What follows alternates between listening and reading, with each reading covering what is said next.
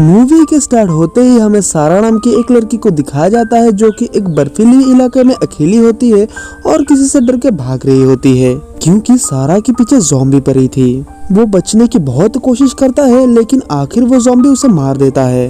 उसके बाद scene change होता है और हमें 2 गाड़ियां दिखाया जाता है। एक गाड़ी में 4 लड़के और दूसरी गाड़ी में 3 लड़की होती है। वो लोग फ्रेंड्स होता है और अपने ट्रिप के लिए कहीं पे जा रहे होते हैं। वहाँ हमें पता चलता है कि उन दोस्तों में से वेगार्ड की जीएफ सेरा होती है जिससे मूवी की शुरुआत में ज़ॉम्बी ने मार दिया था। यहाँ पे सेरा की एक केबिन होता है और वो लोग वहीं पे जा रहा होता है। कुछ दूर जाने के बाद वो लोग देखता है कि वहाँ का रास्ता बर्फ से ढका हुआ है जिस वजह से वो लोग कार लेके आगे नहीं बढ़ सकता है। उन फ्रेंड्स में से सिर्फ वेगार्ड एक स्कूटर लेके आगे जाने लगता है और बाकी सारे फ्रेंड्स को स्कूटर के निशान को फॉलो करके आगे बढ़ने के लिए कहता है क्योंकि सिर्फ वेगार्ड को ही पता था कि सारा का केबिन कहाँ है। खैर वो लोग सारा की केबिन तक पहुंच जाता है लेकिन सारा वहाँ पे नहीं थी। उन लोगों को सारा की लोकेशन के बारे में नहीं पता होता है क्योंकि सारा दूसरे रास्ते से आ रही थी।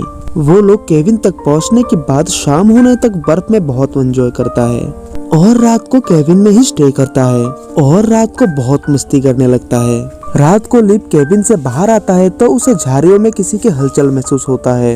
लिव उसे देख कर डर जाती है और भाग के केबिन के अंदर चली जाती है और सबसे कहती है कि बाहर कोई है, लेकिन वो लोग बाहर चेक करने पर उन्हें बाहर कोई भी दिखाई नहीं देता। तभी अचानक एक आदमी उन लोगों के सामने आ जाता है और उनसे बातें करने लगता है। वो आदमी उन लोगों के केबिन में चाय पीता है और उन लोगों की बियर भी पीने लगता है और फिर वो आदमी उन लोगों से पूछता है कि तुम लोग यहाँ पे क्या कर रहे हो। तो वेगार्ड उनसे कहता है कि हम लोग यहाँ पे छुट्टियां मनाने आए हैं और ये मेरी पियोन्सी की केबिन है।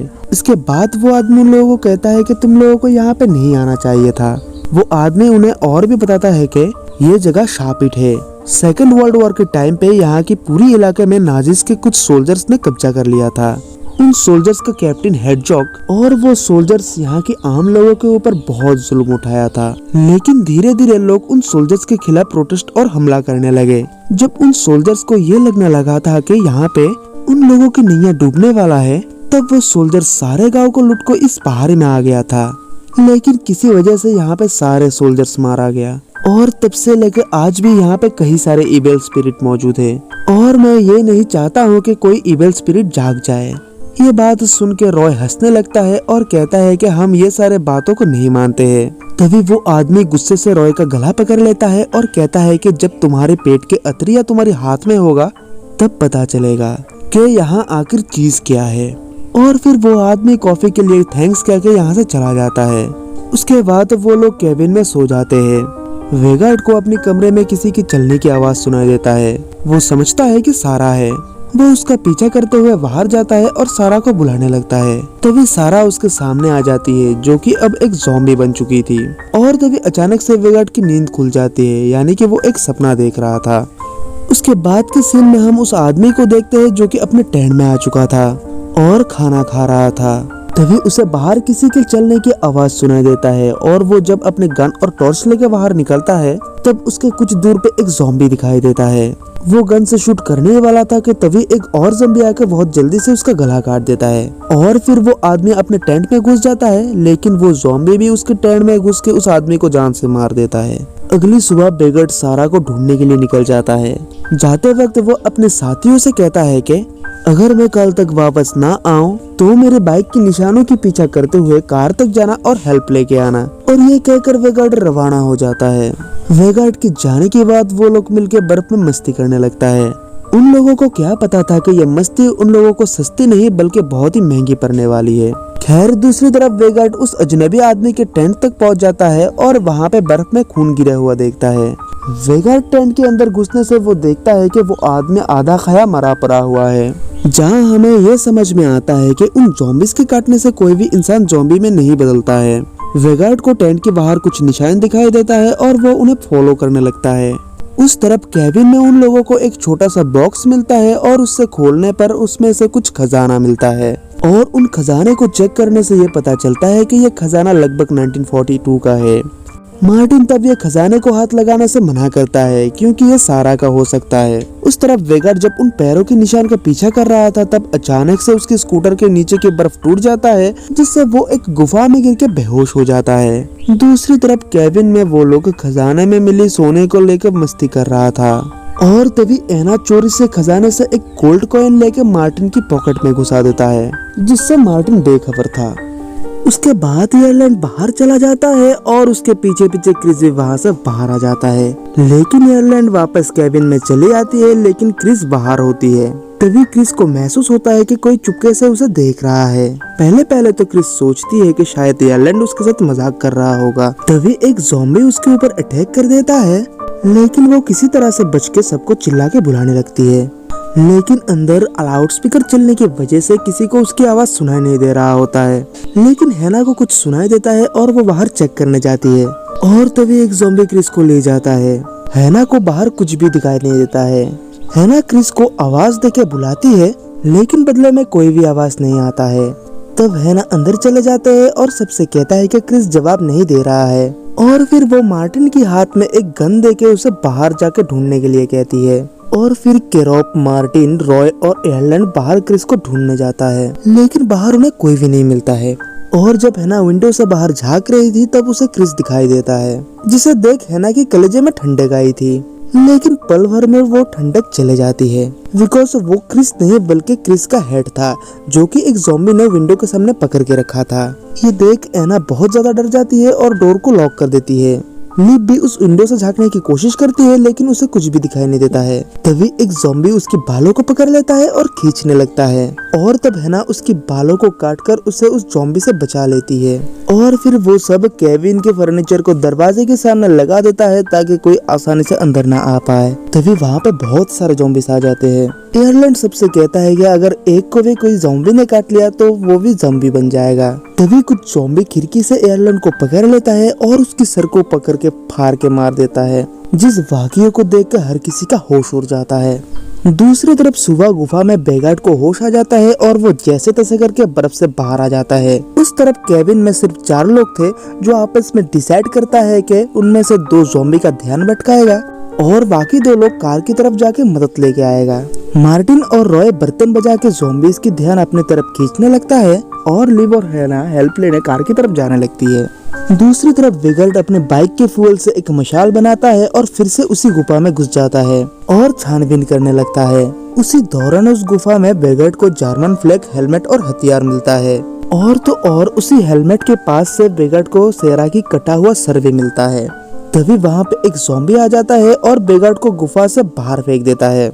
वहाँ पे वेगार्ड और ज़ॉम्बी के बीच लड़ाई होने लगता है। वो ज़ॉम्बी वेगार्ड के गले में काट लेता है, लेकिन वेगार्ड किसी तरह ज़ॉम्बी को मारने में कामयाब हो जाता है। तभी अचानक से एक और ज़ॉम्बी बर्फ के नीचे से उठता है, जिसे देख के वेगार्ड डर के मारे वहाँ से भागने लगता है। दूसरी तरफ लिव और हैना को कार के पास जाने का रास्ता नहीं मिलता है, क्योंकि बाइक के निशान मिट चुका था। तभी वहाँ पे एक ज़ॉम्बी आ जाता है, जिसे देख वो दोनों डर के मारे वहाँ से भागने लगता है। उस तरफ वो ज़ॉम्बी वेगार्ड को एक खाई के पास ले जाता है, जहाँ से भागने का कोई भी रास्ता नहीं होता है। तब वेगार्ड एक तलवार से उस ज़ॉम्बी को मार देता है, लेकिन पहले वाला ज़ॉम्बी फिर से उठ जाता है और वेगार्ड को लेकर खाई के नीचे गिर जाता है।